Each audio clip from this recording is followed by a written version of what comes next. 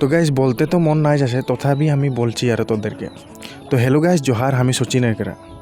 তো কথা হলো কি যে এখন ওই দালালগিলা কাহাই গেল, জনগিলা দালালে ইলেকশনের সময়ে মানুষের ঘরে ঘরে যায় করে হাঁদের একদম সিধা সাদা মানুষগিলাকে ভয় খুয়াতেছিল, ঠকতেছিল যে তোদের যদি এই সরকারটাকে ভোট নাই দিবি তো তোদের বলে অরুণোদয় নাই পাবি, সরকারি ঘর নাই পাবি, রেশন নাই পাবি, আর অন্য অন্য সুবিধাগিলা তোদের নাই পাবি। তো এখন কাহে গেল এতনা ডাঙর একটা সমস্যা, এখন এই বানপানির সমস্যায় কেতনা মানুষে বানাক্রান্ত হয়ে আছে, বিপদে পড়ে আছে। তো এতনা ডাঙর সমস্যাটাই, এতনা ডাঙর বিপদটাই ওদের কাহে গেল। অকল ইলেকশনের সময়ই দালালগিরি চলালে নাই হয় না, সরকারের চামচা হয়ে করে তো লাভ নাই। কেন সরকার আসে থাকবে, বদলি হয়ে থাকবে, তো আর চামচা হয়ে করে লাভ নাই, মানুষকে ভয় খুয়াই তো লাভ নাই।